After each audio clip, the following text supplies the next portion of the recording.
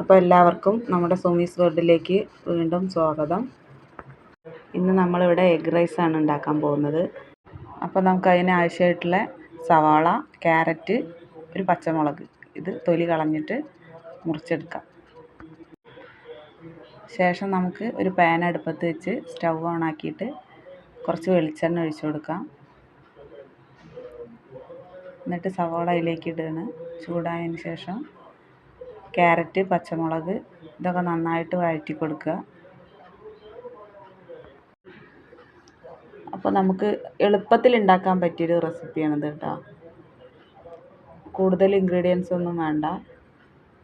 ക്യാരറ്റും സവാളയും പച്ചമുളകൊക്കെ എപ്പോഴും നമ്മളെ വീട്ടിലുണ്ടാവുന്ന കാര്യമല്ലേ.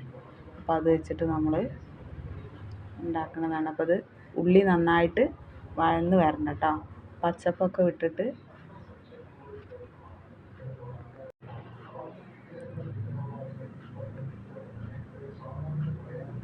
ശരിക്കും മോളാണ് ഇതിട്ട് ചെയ്തത് കുറച്ചൊക്കെ.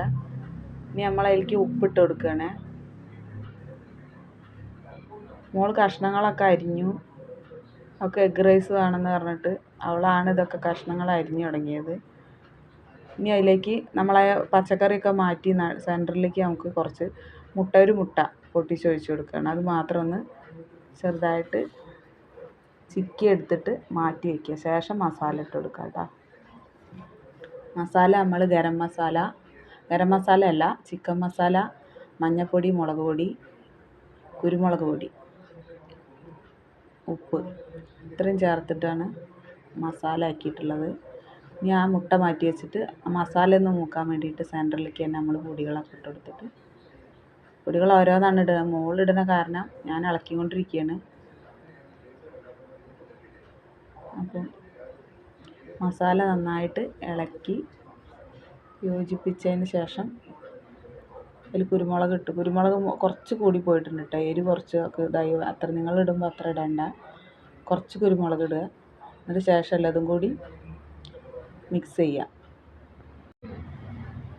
മസാല നന്നായിട്ട് മിക്സ് ചെയ്യും. മഞ്ഞൾപ്പൊടി ഇട്ടിട്ടുണ്ട്.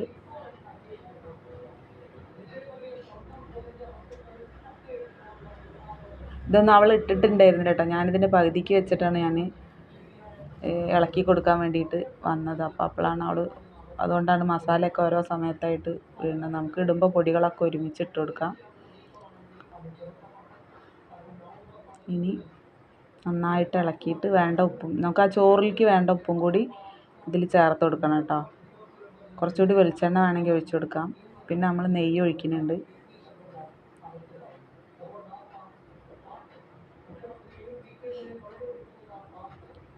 മസാലയൊക്കെ മൂത്ത് വരുമ്പോൾ കുറച്ച് നെയ്യ് ഒഴിച്ചു കൊടുക്കണം. പിന്നെ ചോറിടണം. ചോറിട്ടിട്ട് ആണ് കേട്ടോ നെയ്യ് ഒഴിച്ചത്.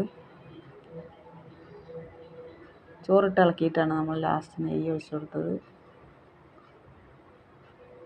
നന്നായിട്ട് ഇളക്കുക. അത് മതിയെന്ന് ഞാൻ പറഞ്ഞപ്പോൾ അവൾ പറയും എനിക്ക് കുറച്ചുകൂടി ചോറ് വേണമെന്ന്. അപ്പോൾ ഞാൻ കുറച്ചുകൂടി അതിൽ ചോറിടുന്നുണ്ട് കേട്ടോ.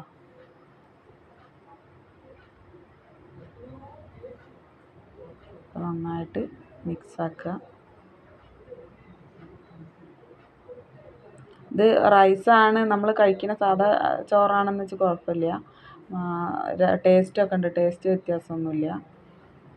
അല്ലാതെ ബസ്മതി റൈസിലോ നമ്മൾ ബിരിയാണി റൈസിലൊക്കെ ഇത് ചെയ്യാം.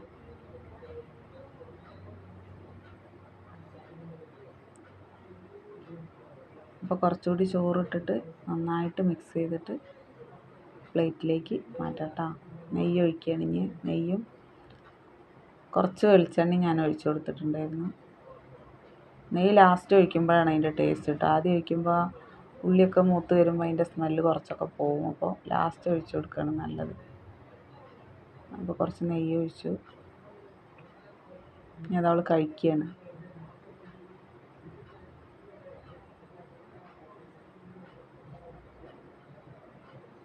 രസമുണ്ട് ഇതാണ് കേട്ടോ പറയുന്നത്. അപ്പോൾ ഈ വീഡിയോ കാണുന്നവർ ഒന്ന് സപ്പോർട്ട് ചെയ്യണേ.